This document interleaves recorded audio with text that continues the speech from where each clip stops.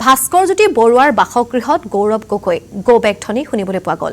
বিধায়ক ভাস্কৰজ্যোতি বৰুৱাৰ টিকট কৰ্তনৰ পাছতে ক্ষোভিত একাংশ কংগ্ৰেছ কৰ্মী। তিতাবৰ কংগ্ৰেছী বিধায়ক ভাস্কৰজ্যোতি বৰুৱাৰ টিকট কৰ্তনৰ পাছত প্ৰথম প্ৰতিক্ৰিয়া প্ৰকাশ কৰিছে। কি প্ৰতিক্ৰিয়া প্ৰকাশ কৰিলে শুনাব বিচাৰিছো।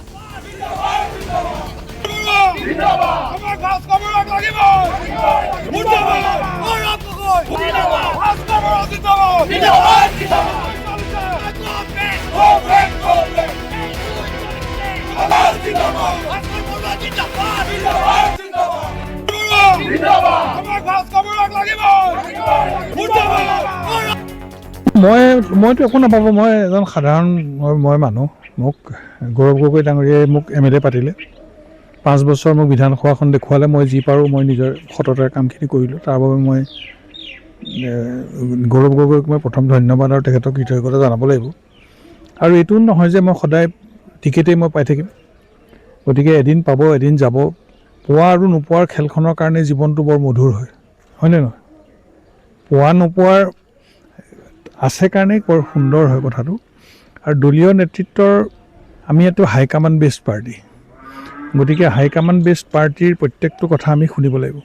তেওঁলোকে যি নিৰ্দেশনা দিয়ে নাই তেনেকুৱা নহয়। মুখ্যমন্ত্ৰী ঘনিষ্ঠ হোৱাটো সেইটো স্বাভাৱিক, কাৰণ তেওঁ সাংবিধানিক মুৰব্বী।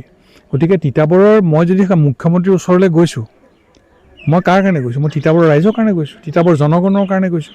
আজি এই প্ৰকাণ্ড ৰাস্তাবিলাক হ'ল। আজি ধানৰ দাম, আজি ৰাইজে ইমানখিনি ধানৰ দাম আজি কৃষকে পালে। আজি সাৰৰ কাৰণে মানুহ হাবাথুৰি খাবলগীয়া হোৱা নাই, সাৰ পাইছে।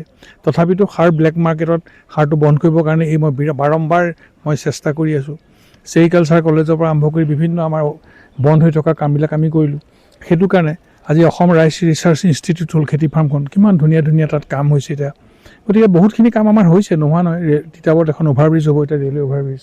যথেষ্টখিনি আমাৰ কাম। সেই কামবোৰ কৰিবৰ কাৰণে মই মুখ্যমন্ত্ৰীৰ ওচৰলৈ মই যাবলগীয়া হয়। আৰু সেইটো যোৱাটো মোক দলীয় হাইকামাণ্ডে কোনোদিন বাধা দিয়া নাই। মোক যেতিয়া আমাৰ দলীয় সভাপতি বা আমাৰ যিটো আমাৰ LOP leader of opposition Debabrata Saikia, সদায় তেখেতে কয় যে বৰুৱা আপুনি গভৰ্ণমেণ্ট মিটিং আপুনি যাব পাৰে, মুখ্যমন্ত্ৰীৰ ওচৰলৈ আপুনি যাব পাৰে। কিন্তু তিতাবৰৰ ৰাইজৰ কাৰণে গৈছোঁ। তিতাবৰৰ ৰাইজে মোক উন্নয়নৰ কাৰণে পঠাইছে, যে এই মানুহজনক পঠালে আমাৰ উন্নয়ন হ'ব। সেইকাৰণে মই উন্নয়নৰ কাৰণে গৈছোঁ। গতিকে সেইটোৰ কাৰণে মই দলীয় ৰোষত পৰিম তেনেকুৱাতো কথা নাই। মানুহৰতো ডিমাণ্ড থাকিবই।